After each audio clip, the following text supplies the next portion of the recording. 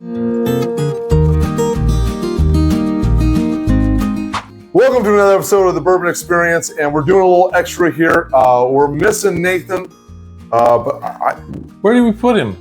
We're better off. Are we better off? I guess. Yeah. I would say there's a lot less hair, but when he takes his hat off, it's not there anymore. So His hair went from here and then just kind of fell over the rest of his. Yeah. Okay. Yeah. So, anyways, what we're doing. All right, let's get this out of the way. All right, there you go. There you go. Merry Christmas. Alex brought in a bottle that we haven't really touched on to yet, but Old Tub. Now, going back to those days when they used to just make their stuff in the tub. That's right. They would distill their stuff, store it in the tub and barrels and stuff like that. And so the question is, they probably didn't shower, or bath, but they made it up. And I know I'm being silly, but this is an unfiltered. So I'm very curious because every time I've had an unfiltered, this is also a Jim Beam product. Yes. Yeah. So anytime you go unfiltered, you tend to have more flavors and stuff like that because the filtration process will pull it out. Correct. Which is why Old Number 7 is absolute garbage because they have to go on and filter with charcoal afterwards. You mean emotionally hurt? Yeah, but there's a lot of filtered stuff out there. You had to take Old Number 7. Jack Daniels. Oh, because this is old college days. Yes. For me, it's the old Toro. For me, it's well, not anymore. Well, it was Old Granddad. the original Old Granddad. It's not the revised Old Granddad. Yeah. Because it's a new old. It's a new old New old today. Yeah. Today, Junior? They redid their. I would be an old. They did. Old They Granddad. did. They sold it off. Yeah. They sold it off, and it's actually a Jim Beam. Actually, it's Jim Beam owns them. Well, Suntory Jim Beam owns a lot. Yeah, it does. Anyway, so what we thought we'd do is give this a go. I've never had Old Tub. So I have a friend who has a massive whiskey collection that I didn't even see a fifth of it. Yeah. And he was really big on this. He said for the price, because it was like $22. This is $22. $22. Oh. They only come out with it once or twice a year. He really liked it for the price. And again, that was that night that I had like 12 different whiskeys in about the span of an hour and a half. So I don't really. Yeah. Well, I gotta say this: the legs on this are unbelievable. And I think this is the point when Nathan also goes, well, yeah, it's really viscous. Yeah, he He does. likes using that. Yeah. Viscosity is his big. I say let's give it a go. Yeah. Here.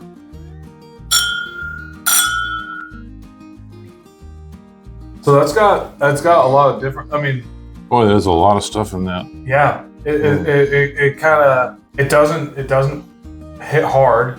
Yeah. Not at all. And there's a lot of good. It's 100 proof. Is it? Huh. Yeah, it's a. But was it not? No, not bottled and bond. Okay, I couldn't remember if it was bottled. Wait. Bottled and bond. It is bottled and bond, Bottled right? and It is a bond. bottled and bond. Unfiltered. It's got.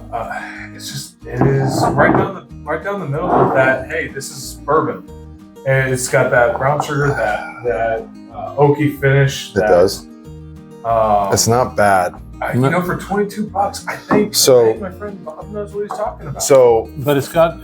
It's not just standard bourbon. It's got a lot of different flavors. I think there's a flowery mid palate. That's all right, I want to try that. I will say this: from the first taste, we should be doing a blind with some of these bottled and bonds between this and the Old Forester, which we've just done. Oh, that would be and good. really get a we might that'd be good. we might go, oh crap, we might get a little shocked. Yeah. Let me. You know what? That's true because just on memory from a couple hours ago. It was last week. Just on memory from like last week when we did the Old Forester stuff. This is kind of hitting better. And And, we were really. and Yeah. I like that old Forester Bottled and Bond. It almost beat out the 1910 for me. But this is $22 Mhm. for that kind of flavor. That's really good. Wow. Something named And I've Old. heard people rip on this. For something with the name Old Tub, and you go, why the hell would I drink something like that? Yeah. Um, But if it's and only available once a year, so like Well, they only put it out once or twice a year. the unfiltered, Oh, okay. or just the Old Tub period. Old Tub. Yeah. When you see it, if you don't grab it, you're gonna have to wait until spring. When did Yeah. did you just find this I this past just week? found this like 2 or 3 weeks ago. Oh, so it's probably early September. so it's probably gone. Maybe, I don't know. You could. when you're looking for a first-class bourbon, you don't even think of that or a I might have seen it. So here's the thing. You see this, and then right next to it, you see this, and this is what, $5 cheaper because it's like 18. Which one is this? The 86? The 86. Yeah. You see this, and you see that. You know how good this is. yeah. You Yeah. pull And- that. You mean Now, when someone decides to show you this and have you try it, maybe you spend that $5 extra. Yeah. But The next time. Yeah, but this you see. Well, but you see this. No, you're only going to get it once or twice a year. Yeah. I did not know that. I don't know much about Old Tub, so to me, this is kind of an eye-opening thing. If I see it again, I'm going to buy it. Yeah. You know, I'll buy it in a heartbeat because it's real, very tasty. So you say you got something in the middle there. Yeah, I kind of like as we were talking, something brought to mind, kind of a flowery palate to it. Maybe it's just I'm sorry, are we boring you? something else triggering in my head. But it's right before it finishes, right after you get that initial like, oh hey, bourbon, because I feel like you always get that initial taste is always. Yeah, there's the brown sugar. There's something in there. The oak, or Yeah. it finishes on the oak. You get that brown sugar and It definitely finishes with an oak, and there's that brown sugar.